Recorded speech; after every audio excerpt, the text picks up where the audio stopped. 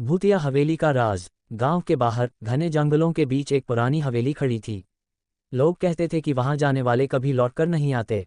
कुछ का मानना था कि वहां आत्माएं भटकती हैं, तो कुछ इसे मात्र अफवाह समझते थे। लेकिन गांव के 3 दोस्त रोहित, समीर और विकास इन कहानियों को झूठ मानते थे। एक दिन जिज्ञासा के कारण वे उस हवेली को देखने निकल पड़े। चांदनी रात थी, हल्की हल्की हवा बह रही थी और पेड़ों की शाखाएं किसी जिंदा चीज की तरह हिल रही थीं। हवेली के बड़े बड़े लकड़ी के दरवाजे जर्जर हो चुके थे, लेकिन फिर भी मजबूत दिख रहे थे। हवेली में प्रवेश। तीनों दोस्तों ने दरवाज़ा धकेला और एक अजीब सी आवाज़ के साथ वह खुल गया। भीतर अंधेरा था, लेकिन उनकी टॉर्च की रोशनी में टूटी फूटी चीजें, जाले और दीवारों पर अजीब आकृतियां दिख रही थीं। अचानक एक जोरदार आवाज़ आई, तुम्हें यहाँ नहीं आना चाहिए था। रोहित ने हंसते हुए कहा, कोई मजाक कर रहा है। लेकिन समीर और विकास को यह मजाक नहीं लगा। वे पीछे मुड़ने ही वाले थे कि दरवाज़ा खुद ब खुद बंद हो गया। अब वे हवेली के अंदर फंस चुके थे। डरावने संकेत। तीनों ने इधर उधर देखा और एक सीढ़ी के पास पहुंचे, जो ऊपर की ओर जा रही थी। उन्होंने ऊपर जाने का फैसला किया। जैसे ही वे कुछ सीढ़ियां चढ़े, एक पुरानी घड़ी के घंटे की आवाज़ आई, टन टन, और उसके साथ ही हवा ठंडी हो गई। अचानक विकास को महसूस हुआ कि कोई उसके पीछे खड़ा है। उसने मुड़कर देखा, लेकिन वहां कुछ नहीं था। पर तभी उसे किसी के सांस लेने की आवाज़ सुनाई दी, बहुत नज़दीक से। वह चीख पड़ा, यहाँ कुछ है, हमें वापस चलना चाहिए। रोहित ने मजाक उड़ाया, डरपोक मत बनो, ये सब हमारा वहम है।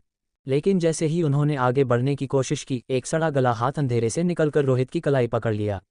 रोहित चिल्लाने लगा, उसके चेहरे पर दहशत साफ झलक रही थी। भूतिया कक्ष। किसी तरह हाथ छुड़ाकर वे तीनों ऊपर भागे। वहां एक बड़ा कमरा था, जिसमें एक पुरानी कुर्सी पर कोई बैठा था। उसकी पीठ उनकी ओर थी। समीर ने डरते हुए कहा, हमें वापस जाना चाहिए। लेकिन रोहित ने हिम्मत दिखाते हुए आगे बढ़कर उस कुर्सी को घुमाया, और उसके बाद जो हुआ वह किसी बुरे सपने से कम नहीं था।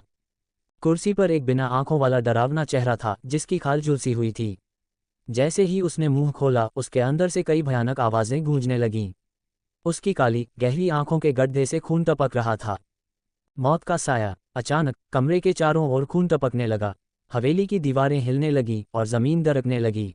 समीर ने घबराकर कहा, हमें यहाँ से निकलना होगा, वरना हम मर जाएंगे। तीनों तेजी से भागे, लेकिन हर दरवाज़ा अपने आप बंद हो चुका था।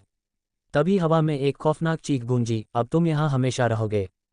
अगले ही पल रोहित को किसी अदृश्य शक्ति ने पकड़ लिया और वह जमीन में समाने लगा।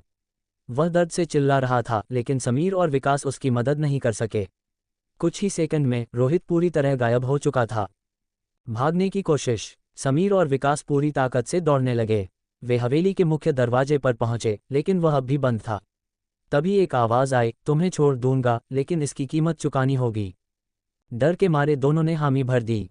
अचानक हवेली की खिड़कियां और दरवाजे जोर जोर से हिलने लगे और हवा में एक औरत की हंसी गूंजने लगी।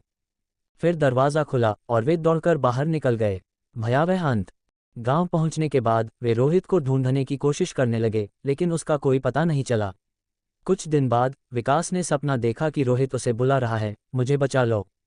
लेकिन जब उसने पलटकर देखा तो रोहित का चेहरा भयानक हो चुका था। उसकी आंखों की जगह 2 काले गड्ढे थे और उसकी आवाज़ हवा में गूंज रही थी। अब मेरी आत्मा इस हवेली का हिस्सा बन चुकी है। निष्कर्ष। उस दिन के बाद कोई भी हवेली के पास नहीं गया। लेकिन कभी कभी रात को हवेली से एक दर्दनाक चीख सुनाई देती है, जैसे कोई मदद के लिए पुकार रहा हो। कहते हैं, अगर तुम उस हवेली के पास जाओ तो तुम्हें भी कोई अदृश्य शक्ति अपने साथ खींच लेगी। क्या आप इस कहानी का अंत जानना चाहते हैं तो कमेंट में जय बजरंगबली जरूर लिखें।